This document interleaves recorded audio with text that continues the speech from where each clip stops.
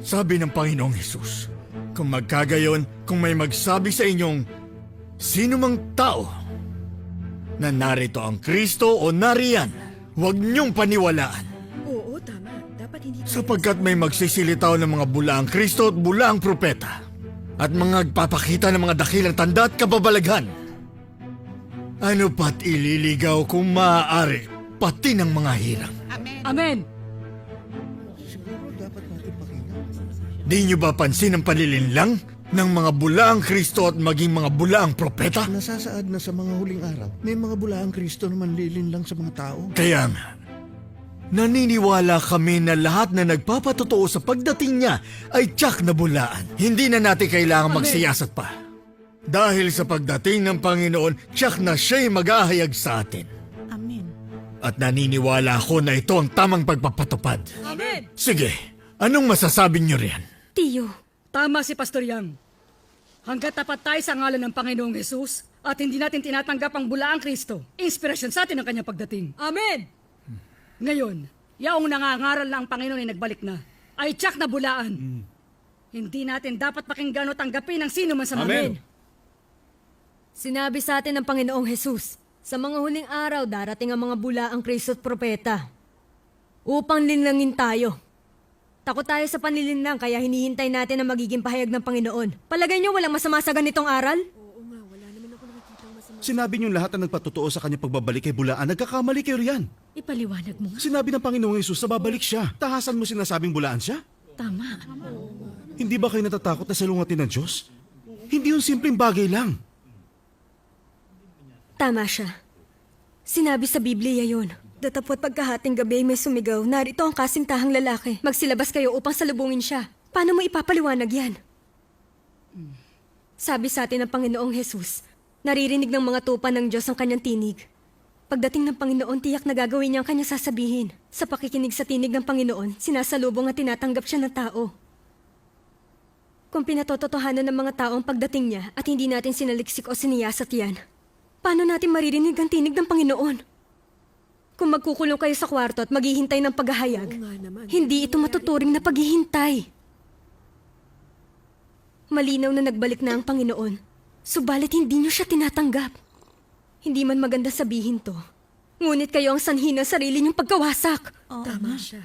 Para bang mali tayo sa hindi paghahanap at pakikinig sa tinig ng Panginoon? Oo nga, nilalabag natin ang mga salita niya. Dapat tayong magsiyasat. Mga kapatid, tunay ang sinabi ng Panginoon na magkakaroon ng bulaang Kristo at bulaang propeta sa mga huling araw. Ito'y katotohanan. Maraming beses ding nagpropesiya ang Panginoong Hesus na siya ay babalik. Pinaniniwalaan ba natin itong lahat? Kapag sinisiyasat ang mga propesiya ng pagbabalik ng Panginoong Hesus, inuuna ng tao ang pagiging maingat sa bulaang Kristo at bulaang propeta. Hindi iniisip kung paano sasalubong sa pagdating ng lalaki at kung paano makikinig sa kanyang tinig. Tama. Ano ba ang isyu rito? Hindi ba tungkol ito sa pagbabaliwala sa mga bagay na mahalaga? Tama. Sa katunayan, gaano man tayo kaingat laban sa mga bulaang Kristo at propeta, kung hindi natin tatanggapin ang pagbabalik ng Panginoon, hindi tayo madadala sa harapan ng trono ng Diyos. Tayo'y mga hangal na birhen na pinaaalis at itinakwil ang Diyos sa kanyang kaharian. At ang paniniwala natin sa Panginoon ay isang kabiguan.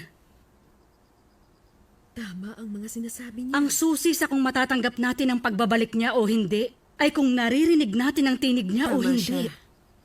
Hanggat kinikilala natin si Kristo ang katotohanan ng daan at ang buhay, hindi tayo mahihirapang tukuyin ang tinig niya. Tama siya. Tama. Kung hindi natin batid ang katotohanan at nakatuon lang sa mga tanda at kababalaghan, tiyak na malilin lang tayo ng mga bulaang Kristo at mga bulaang propeta. Kung hindi natin hahanapin at sisiyasatin ang tamang daan, hindi natin kailanman maririnig ang tinig ng Diyos. Hindi ba't parang hinihintay na lang natin ang ating pagkawasak at kamatayan? Naniniwala kami sa mga salita ng Panginoon, naririnig ng mga tupa ng Diyos ang tinig ng Diyos.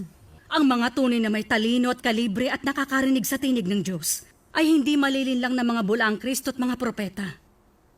Sapagkat wala ang katotohanan sa mga bulaang Kristo at mga propeta, At hindi kayang gawin ang gawain ng Diyos. Hindi natin ito kailangang alalahanin. Yaon lamang ang mga nalilito at mga walang alam ang maaaring malinlang na mga bulaang Kristo at propeta. Ang matatalinong birhen ay hindi malilinlang na mga bulaang Kristo at propeta dahil alaga at protektado sila ng Diyos.